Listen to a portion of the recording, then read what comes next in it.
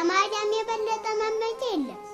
ስለዚህ ሰማይ መች ቢሆን ምድር ወፍጮ ብትሆን ከመካከል አጣብቆ ቢፈጁ አንቺ እያለሽልኝ እኔ ምን እሆናለሁ? እንደ ኖህ ዘመን ሰማይ ንፍሏ ቢያዝም ምድር የሚያፈላ ውሃ ብታወጣ አንቺ መርከብ ከሆንሽልኝ እኔ በመርከብ እሻገራለሁ።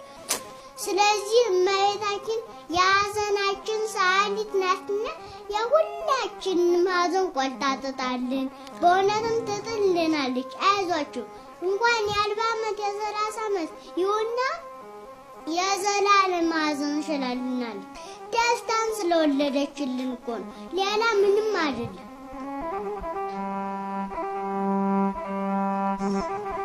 ቃለ ሕይወትን ያሰማልን። እመቤታችን ታሳድግሽ። መድኃኔዓለም ኢየሱስ ክርስቶስ የእናቶቻችን በረከት ያሳድርልሽ።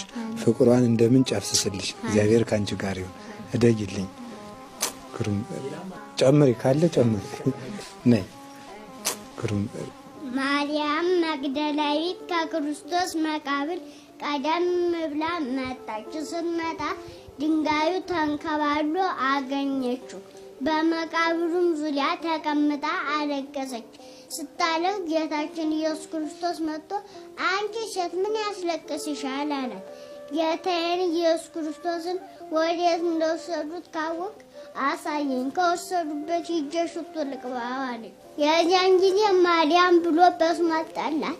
የዚያን ጊዜ አወቀችውና ረቡኒ መምህር ሆይ ብላ ሂዳ ልዳስሰው ስትል ታይ እንዳትነኪኝ፣ ገና ወደ አባቴ ወደ አባታችሁ ገና ወደ አምላኬ ወደ አምላካችሁ አላለኩምና ሂደሽ ለሐዋርያቱ ትንሣኤን ንገሪልኝ አላት። ግን መጀመሪያ ግን ማርያም መግደላዊት ሳቱን ትንሣኤውን ያየችው እመቤታችን ናት። ቅዱስ ያለበት ማርያም እንዲህ ብሎ አስቀምጧል። አብልሂ አብልሂ ማርያም ወላዲተ አምላክ አብልሂ አብልሂ ማርያም መግደላዊት እስመ ተንሥአ ክርስቶስ እሙታን።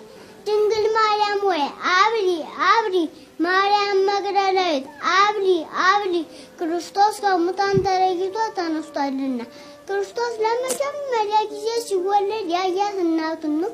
ለመጨረሻም ጊዜ በመስቀል ላይ ያያት እናቱን ነው። ከሙታንም ተለይቶ ሲነሳ ያያት እናቱን ነው። ስለዚህ እናቱ እስከ ዓለም ፍጻሜ ድረስ የዓርብ ማረፊያ ሆና ትኖራለች። ዓርብ ዮሴፍና ኒቆዲሞስ መጥተው ሽቱ በተለበለበበት በንጹህ ጨርቅ ገንዘው ቀብረውታል። ከቀበሩት በኋላ አይሁድ እንዳይነሳ ብሎ ለ50 ለ60 የሚነሳ ሰው ድንጋይ ገጥሞት ሂዷል። በዛ ላይ ከሮም ወታደሮች ኃያሉ እንቅልፍ የማይተኛውን ከመቃብሩ ስር ጠባቂ አድርገው አቁሞበታል። በዛ ላይ በሮም ንጉሥ የታተመ ማየትም ትልቅ ቁልፍ ቆልፎበት ሂዷል። በኩለ ሌሊት ጌታችን ኢየሱስ ክርስቶስ መግነዝ ፍቱልኝ፣ መቃብር ክፈቱልኝ ሲል በታላቅ ክብር ተነሳ። ቃለ ሕይወትን ያሰማልን። እመቤታችን ታሳድግሽ። በቃ ሁሉንም ነገር አንቺ አልሽ። እንግዲህ እኛ የምናስተምረው የለንም።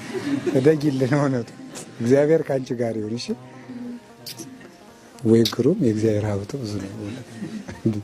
በጣም የሚያስደንቅ ነገር ነው። የአባቶቻችን የእናቶቻችን ዘመን ነው ያሳየችን በእውነቱ ማለት ነው። በዚህ እድሜ የሚታሰብ አይደለም። በእርግጥ እግዚአብሔር እጁን ከሷ ጋር እንዳደረገ የሚያሳይ ነገር ነው። በእውነት መድኃኔዓለም ብቻ ያስፈጽምልን። ጌታችን ኢየሱስ ክርስቶስ